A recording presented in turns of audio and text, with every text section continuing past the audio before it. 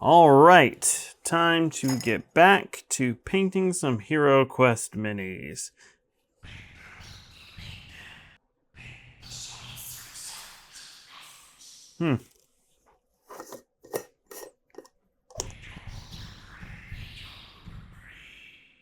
Huh.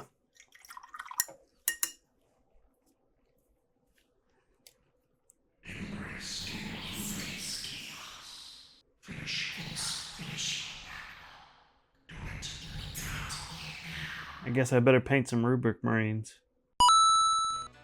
Hello friends, I'm back, and this time I thought I'd do something a little bit different, which is sort of ironic given that I'm painting Space Marines, and that's not typical for a person who paints miniatures on YouTube, but to be fair, mine are Chaos Space Marine. Thousand Sons to be specific. And the reason why I wanted to paint these guys is because I've had them for a long time. Since they released back in 2016 during 7th edition. I bought the Warzone Fenris book and I got all in on doing some Thousand Sons, mostly because I had a faction of Xenos with my orcs and I had a faction of Imperium with my Space Marines, the Blood Angels, and I said I should have a Chaos faction as well. And the Thousand Sons really jumped out at me. Not to mention it's because their Primarch was the first Primarch to be released in the modern Warhammer 40k line. That's right, Magnus the Red was released back in 2016 and he was the first Primarch to be released. In 8th edition they would release Bobby G and Mortarion. And that wasn't for another year or so. So the models that I got were Magnus the Red, a squad of Rubric Marines, and Ahriman. Mostly just because I was kind of trying to start small and then build on that. And Magnus the Red, I got him because I really wanted to paint him, as evidenced by the fact that he is fully painted now. But those Rubric Marines were a little intimidating to me at the time. They had a lot of gold trim, and I decided for some reason to just paint them all gold, and then I would paint in the rest of the colors later. And that's as far as I got. There was a lot of stuff going on in my life in 2016. I had just moved and my schedule really didn't give me a lot of time to paint miniatures. And it was something that I was going to do more of, but life gets in the way and then eventually I fell off for painting for quite a while. But I digress. It's finally time to paint them and I decided to paint them in a way that's completely different from how I usually paint Space Marines. So, let's get painting. Alright, so first off I wanted to paint this Space Marine unlike any I'd ever before. Starting off with marine blue on all of the spots on the color scheme that are going to be blue. These are the darkest parts of the armor. I am using the color scheme for the Warp Gheists, which you can see right here. And if you notice, the blue is a little bit darker than the typical Thousand Sons blue, which is honestly more of a turquoise or teal kind of dealio. And so I wanted to use this color as the darkest shade. And for some reason, I painted all of these gold. And what you can see me doing here is I'm painting the blue parts and doing my best to avoid hitting any of the big filigree or anything like that, and just sort of filling it in as I go along. I would not recommend painting on metallic paints, but this is honestly not too bad. I also shaded these with a gloss shade, which Citadel doesn't make anymore, which is just a type of their usual washes that has a glossy finish that won't kill the shine of your metallics. Like I said, I don't think they make it anymore, but it was pretty cool back in the day, and it made painting this one super easy.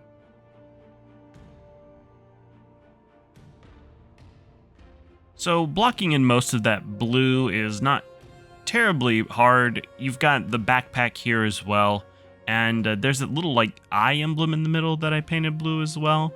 The really difficult part was that back part of the arm, which has got a lot of trim in it, and it's just a lot of detail to try not to mess up. But you notice that I kind of got a little bit of blue on there, but that's okay. We'll go in and neaten up all the golden stuff later. Now I went ahead and started blocking in all the black parts. These are the joints of the armor where the carapace, or whatever you want to call it, is showing through. Basically just the soft joints of the armor, blocking them in with just a straight up black. And it's not typically something that I would do, but on Space Marines, usually that's what I kind of do, is just block it in with black. And it's definitely important to do black on this one because it would be gold otherwise. So having a pure black in this case actually makes it a lot easier to paint in the future.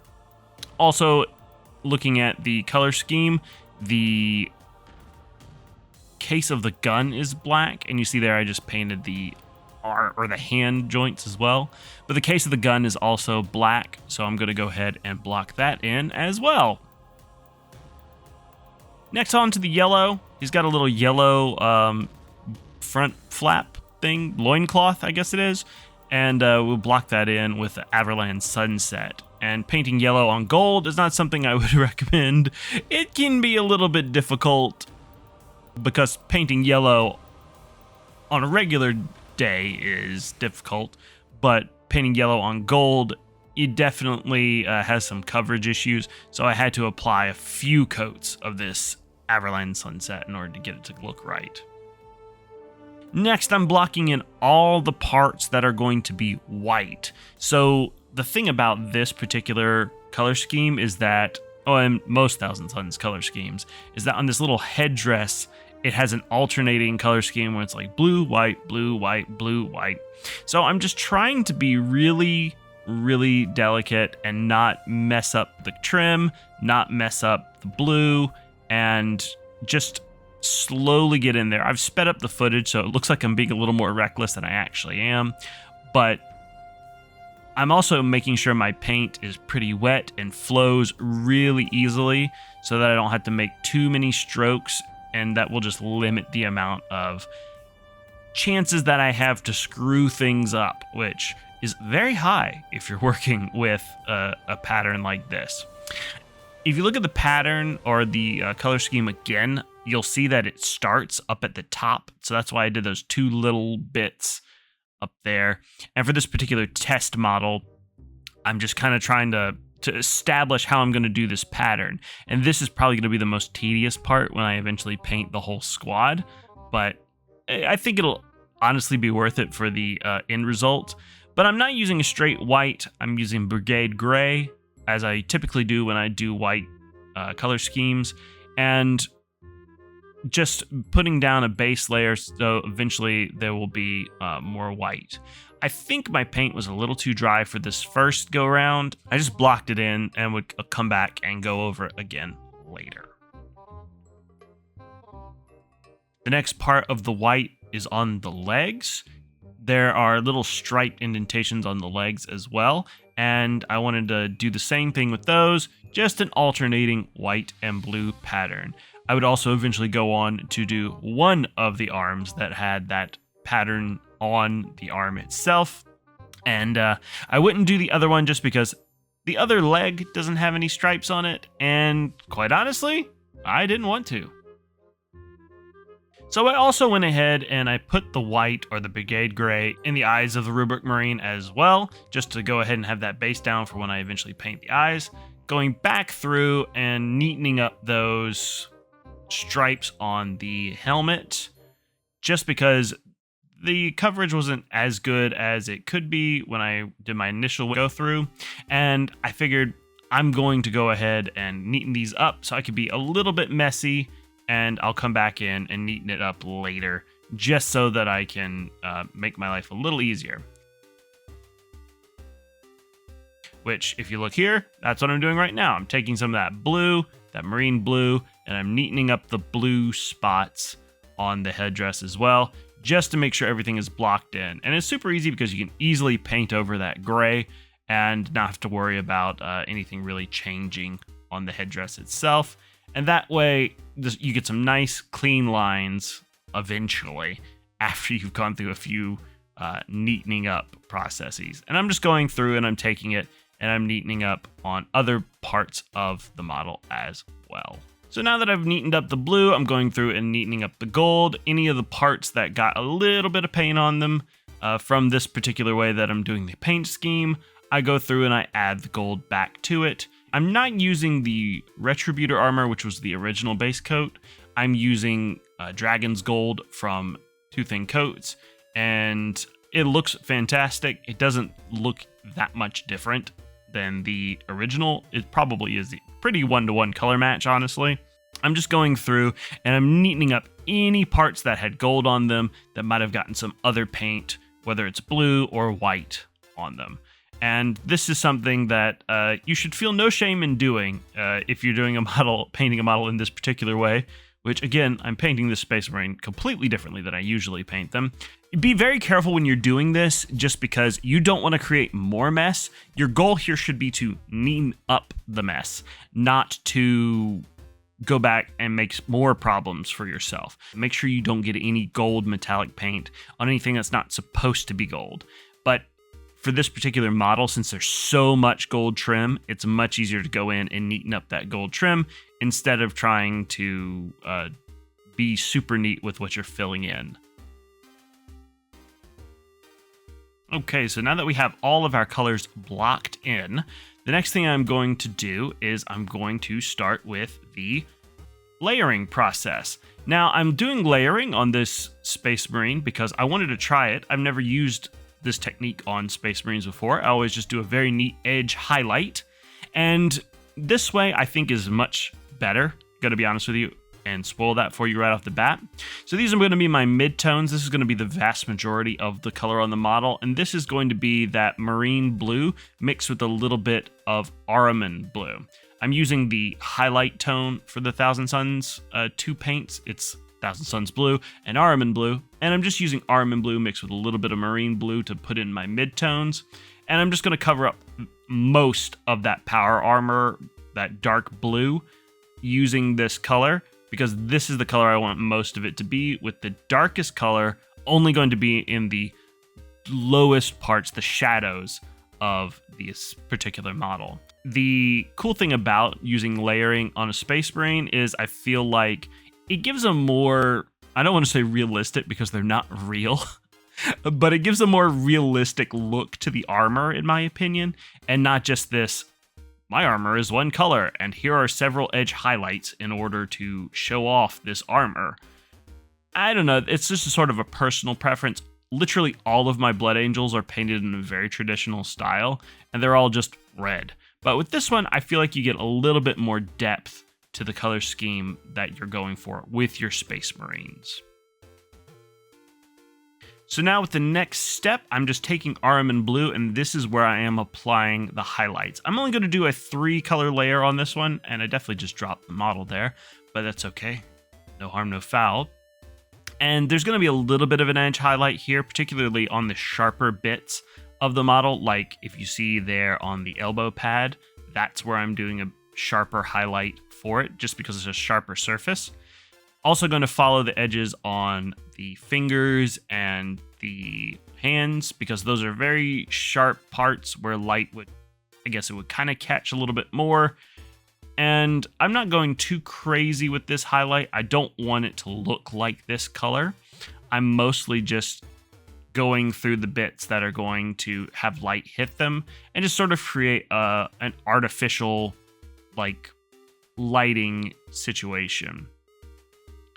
And you can see me here with just going through the arm and just kind of hitting with sort of scratchy highlights, places where light might hit a little bit more.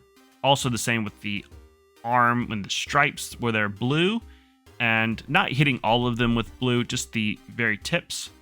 Then I'm going to add a little bit of a circle on there, almost like a kind of a specular highlight where light would hit. It's not going to be perfectly in the middle of the circle or of the shoulder pad. It's going to be in the place where light would hit it.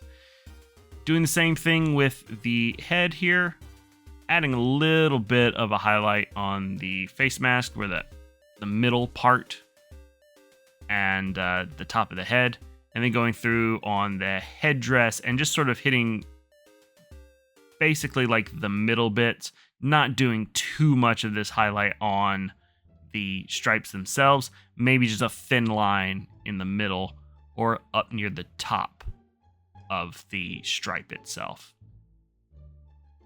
So next up, we're going to use some washes of some Seraphim Sepia on the front loincloth thing. And that's just because since this is just straight up yellow on top of gold, it's really flat. Then I did a little experiment here, and I tried to use white ink in order to bring out the runes on the gun, but it ended up just flooding it, and I ended up just not doing it. Next, I'll add my highlights to my loincloth, which is Uriel yellow, and I'm not going to go too deep on the layering with this one because this isn't supposed to be the core of the model. This is just like a accessory. So I'm just hitting the flat areas of this loincloth with this highlight and leaving those shadows dark with the sepia wash and the yellow. Next up, I used Nicoloc Oxide, which is a technical paint, and what I did is I put it in the eyes of the Thousand Sons Space Marine, and that way it gives it sort of a blue glow effect. And then I added a thin white line to the eyes. Then I went through on the loincloth and neatened up some of that gold. And then I went back and corrected my mistake on the gun and just sort of blocked out that with black again. And then I decided to try a little bit of a freehand on his loincloth here to mixed results. Next up, we're adding glittering gold. And what I'm doing with this is I'm adding some highlights to all of the gold on this model. And I really like this paint. I might have gone a little bit overboard with it, but it makes it look super shiny. It looks so cool after the highlights have been applied. And it also really sells that light effect. Then I went through and I added some ice yellow to the loincloth just to hit the highlights on the edges and on the very raised parts of it. Now on the basing, I use a crackle paint called Agrellan Earth. Didn't quite crackle the way I wanted it to, so I had to go through and fill out the blanks with Xandri dust, which is just sort of a dark sandy color. And as you can see here, I just sort of filled in those bare spots. At some point, I also went in and highlighted the gray with white, and I don't know why I didn't put that or record that, but it happened. And once I filled in the blank spots with Xandri dust, I decided I need to neaten up these specular highlights, so I added a little bit of glaze to the shoulder pads just to sort of blend the circles a little bit more so it doesn't look so much just like, it's a circle! I tried the runes again. I did a very small brush with just a teeniest tiny bit of Nicoloc Oxide, just trying to find a few of those runes and filling them in and adding little dots of white ink to sort of make them feel more glowy. Then it was time to finish up the base. I used Skeleton Horde contrast paint. Some gold was still on the base beneath. I was hoping this would cover it up, but I really should have just painted the base with Xandri dust before I applied the crackle paint, and that's my fault. It was a mistake. This step did one thing which I wanted it to do, which was to sort of stain the base a little bit of a darker earth color instead of just being straight up Agrellan Earth. That gold was still showing through, however, so I decided to use a little bit of a darker contrast paint, that being Zygor Brown, and I just put it in those areas where I could still see gold, just to sort of add a little bit more variety. And I didn't want the whole base to be this dark, so that's why I was trying to use it selectively. And then finally, it was just a dry brush of a light bone color. I believe I used Ushabti Bone or a Screaming Skull, one of the two. And I just dry brushed all over his base here to try to give it more of a dusty look. I don't really care that if I get it on the feet because he's walking through the desert and his boots are gonna be covered in sand or dust, finished off the base with a black outline because that is what tradition tells us to do. And with that, he is finished. I think he looks pretty awesome, and he'll be a great test model for me to base my whole squad off of when I finally go to paint them. So there you have it. That's my test model for the Thousand Sons. I thought that I would paint the whole squad, but once I got into painting the one, I said to myself, let's see if we can iterate on this and try to do something a little different in the future and maybe, you know, make it a little simpler so that I don't have to spend 2 hours on each model. Even though that's not a whole lot of time to spend on a model, if I'm being honest.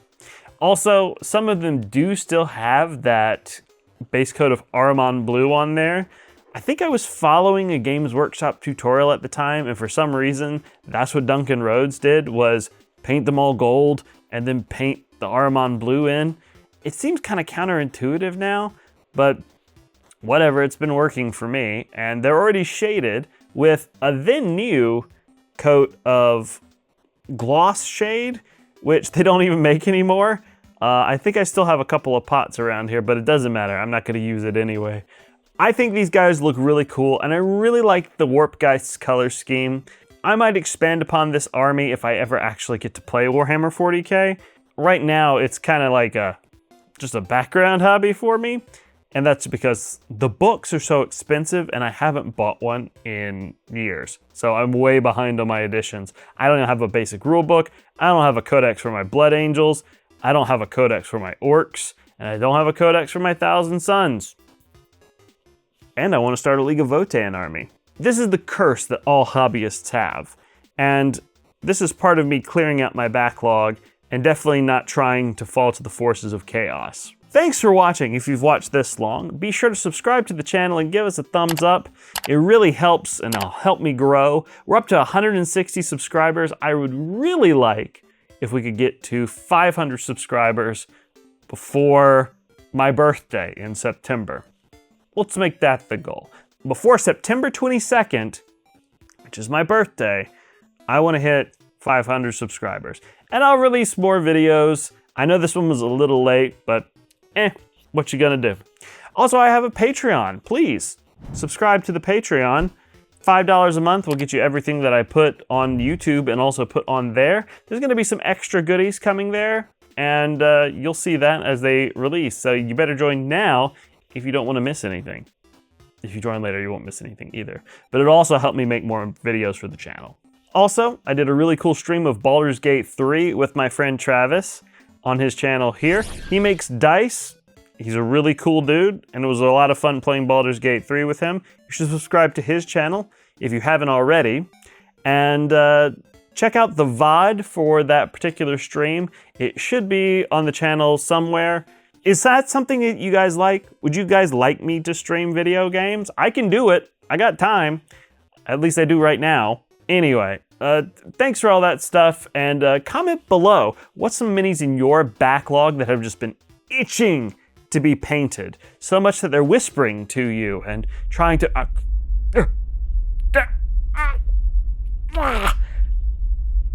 The changer of ways he comes, all is just as planned, everything shall fall.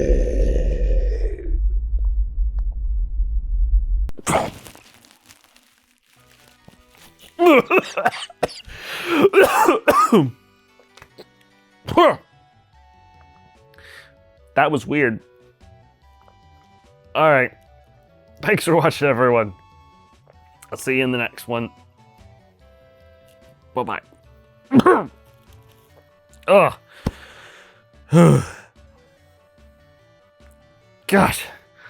I need like a blessing or something from the Emperor to cleanse the taint.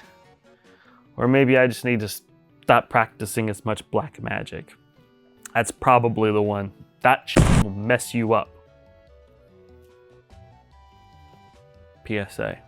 More you know. I'm not gonna do the rainbow thing. I'm not gonna do the rainbow thing because this is at the end of the video.